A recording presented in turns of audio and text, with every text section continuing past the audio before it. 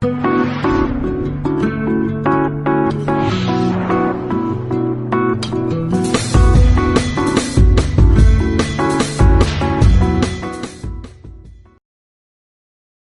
power of meaning.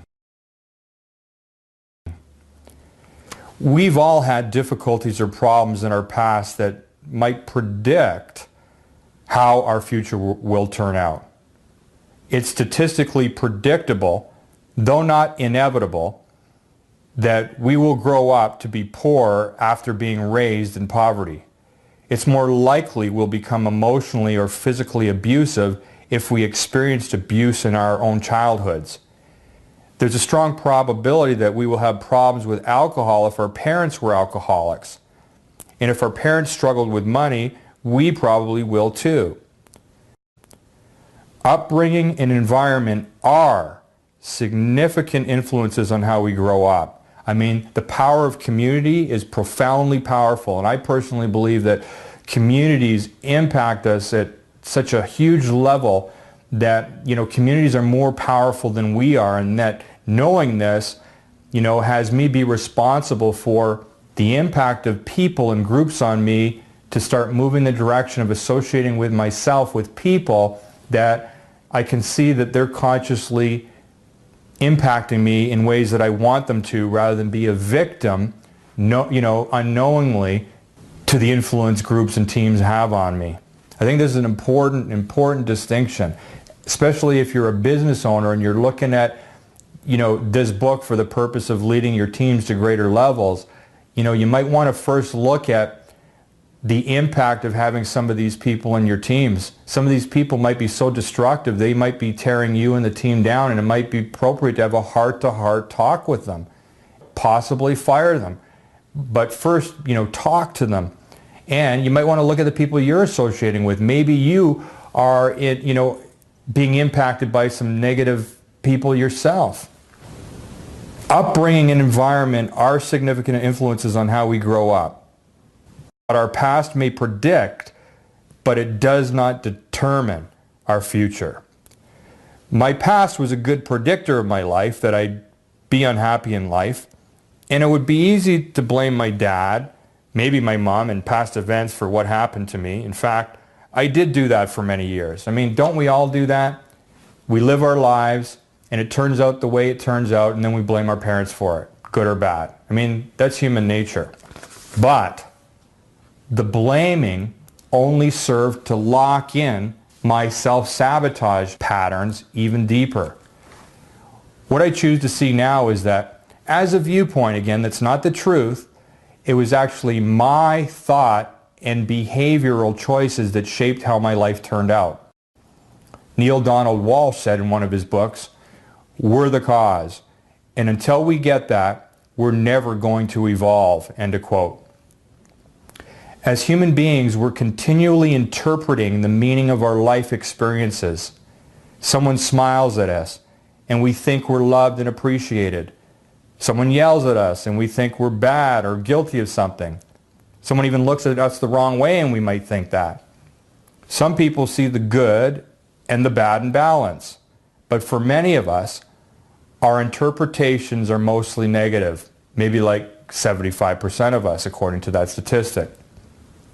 This can show up in many ways. We focus on the negative things people say or do instead of the positive. We anticipate and expect the worst. We blame, complain, and worry a lot. We invent reasons or excuses to justify why our life isn't working the way we want it to. We then feel powerless about changing our circumstances and behaviors. At the root of this thinking is the belief that circumstances, other people, and events have more control over our lives than we do. That we're not at cause, they are. Neil Donald Walsh makes another powerful statement about this in his book, When Everything Changes, Change Everything. Quote, "Remember, the experience of happiness has nothing to do with a given situation.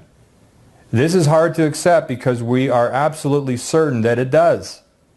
Yet there is no connection between external events and internal experiences except in your head.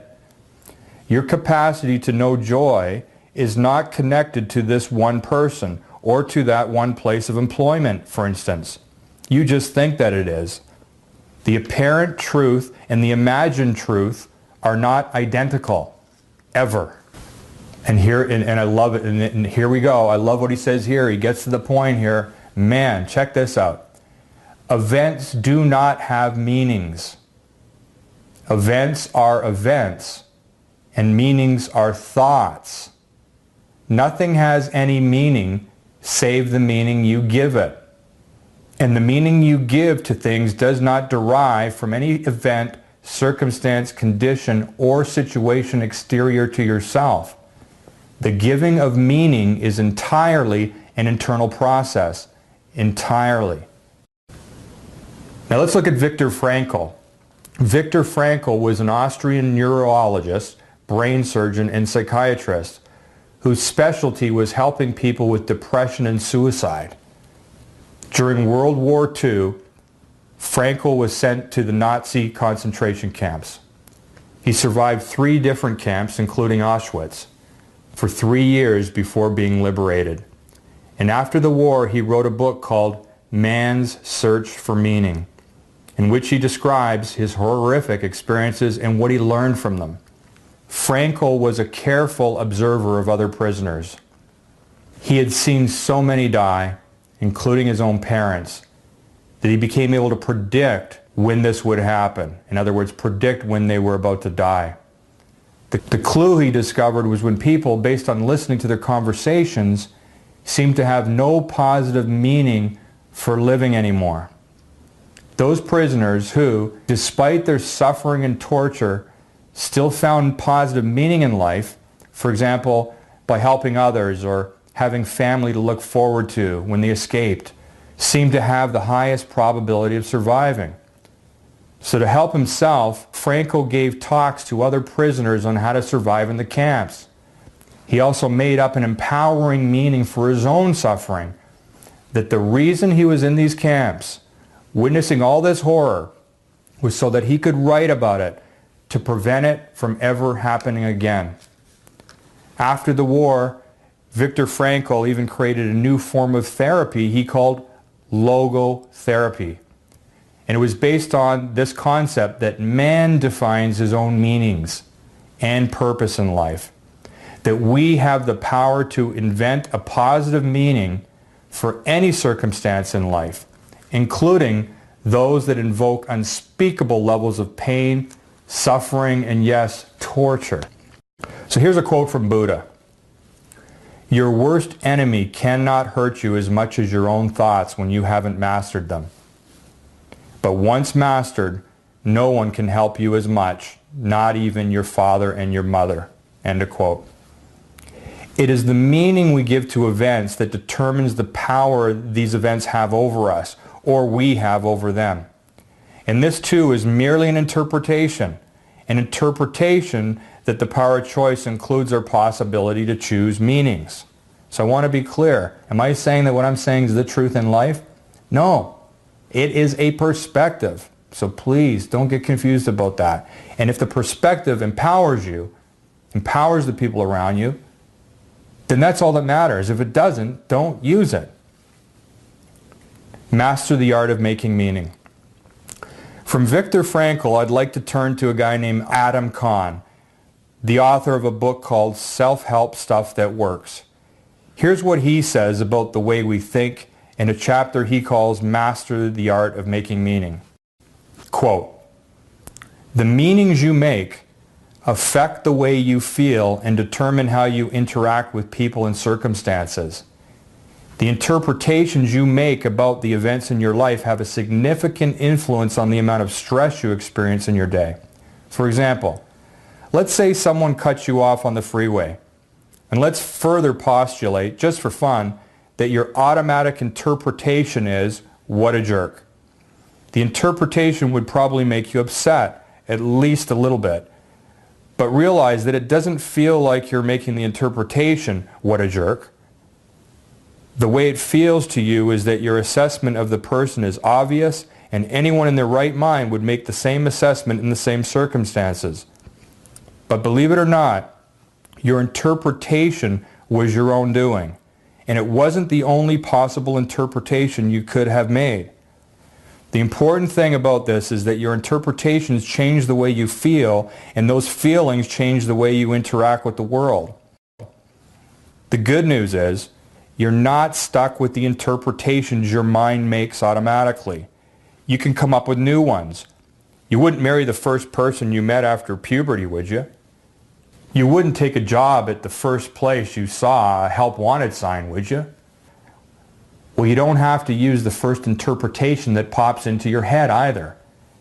In the above example, the possible ways to interpret someone cutting you off are virtually unlimited. How about this one? The person had an unexpected car trouble and now is running terribly late to an important appointment. If the driver's a woman, maybe she's in labor and needs to get to a hospital now. If it's a man, maybe he was called at work and told his wife is in labor. Maybe his brakes went out. Maybe he's having heart trouble. None of those interpretations are better than any others in an absolute way, but which one leaves you able to go on about your day feeling fine? Or, if it's a situation that keeps repeating itself and requires action, which interpretation will make you most effective at dealing with that situation? Challenge yourself. Don't settle for the first interpretation that comes to mind. Say to yourself, okay, it might mean that. What else could it mean? What's another way to interpret this? You will feel better, treat people better, and handle situations better. Do you know what this could mean? You tell me. Come up with alternative ways of interpreting an event.